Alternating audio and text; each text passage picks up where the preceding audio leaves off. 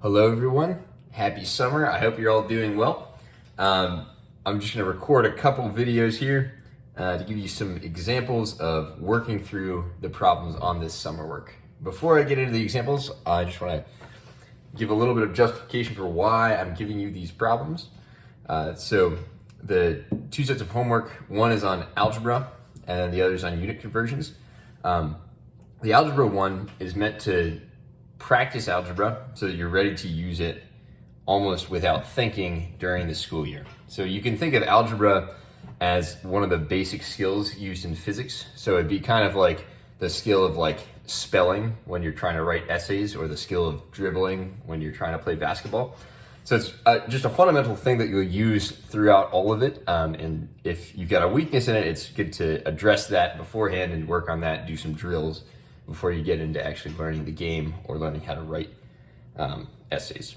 So the goal for this is to get some practice at that, get yourself a little bit more comfortable with it, maybe see some types of algebra problems that you haven't seen before, but overall just get you warmed up so that we can hit the ground running at the beginning of the school year. All right, without further ado, I'm gonna get started. So I've got some directions and explanations on this, as well as some example problems, so hopefully those will be helpful. If you're stuck after looking at something for a while and after looking through the examples and watching the video, please feel free to reach out. This is a great time for you to kind of struggle with these problems and do that kind of hard learning if you need to for these skills that we'll be using throughout the year. All right, the first set of problems is one-step equations. So it's probably been a while since you've done these. This is like first semester of Algebra 1. The goal here is to solve for x. That means get x all by itself on one side of the equal sign. So I'll take this first one as an example. It says x plus 5 equals 9. The thing that's in the way of x being by itself is the plus 5. So I'm going to get rid of that by doing minus 5. And if I do minus 5 on one side of the equal sign, then I've got to do minus 5 on the other side of the equal sign. So if I add these up, I get x plus 5 minus 5. These things cancel out because that would be 0. And I have x is equal to 9 plus negative 5 gets me 4. All right, and there's my answer. Now x is all by itself on one side of the equal sign. All right, there's other ones on here. Hopefully these will be a little straightforward for you.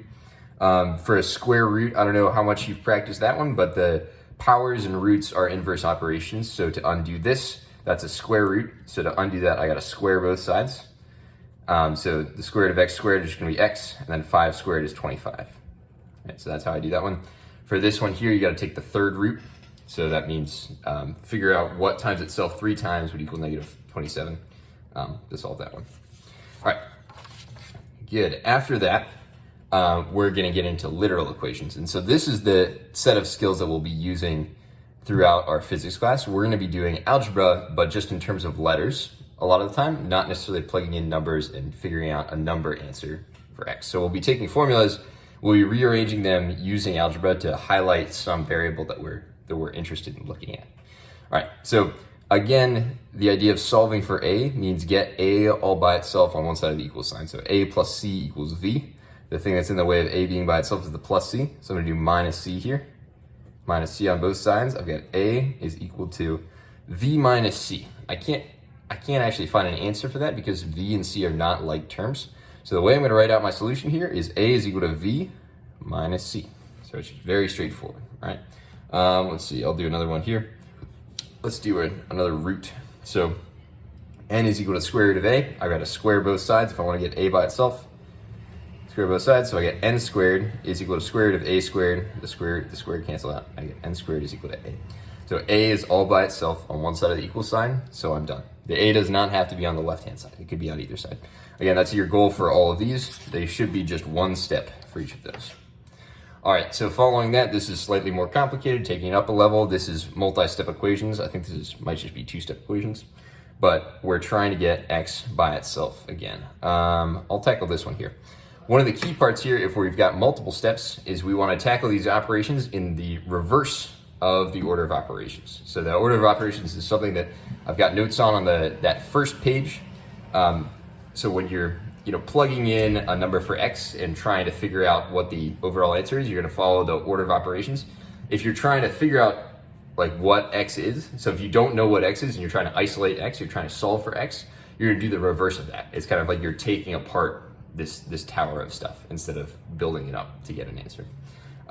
So order of operations would tell me to do the square first, because that's an exponent, and then to add the 3, right? And we're looking at the side with the x on it. And so it says do this, the power first, then the addition. If I'm taking apart this equation, if I'm solving it, I want to do that in the reverse of the order of operations. So I'm going to subtract 3 from both sides, and I'll get 28 minus 3 gets me 25 on this side is equal to x squared is left on this side. X squared is equal to 25. The way I undo a square is I take the square root, and I get x is equal to 5. You could say plus or minus 5. Doesn't really matter too much here. Just get a number like that. Okay, these are examples of more and more multi-step equations. Let me find one to do here. Let's see. This one seems like it's got a bunch of different steps. So when I'm looking at this, like if I was doing order of operations, I'd do whatever's in parentheses first. So I'd do that square root first, then I'd add the 2, then I'd square that thing, and then I'd add the negative 21, right? So to undo this problem, I've got to go in the reverse of that order. So I'm going to do plus 21 on both sides. 28 plus 21, that gives me 49. That's equal to square root of x plus 2 squared. Okay, so the next order, like the next operation up is this squared, so I'm going to take care of that by square rooting both sides. Take the square root of both sides, I get 7 is equal to this square root, cancels out with that squared, and I just end up with square root of x plus 2. All right, then I'm going to subtract 2 from both sides, and I'm going to get 5 is equal to the square root of x.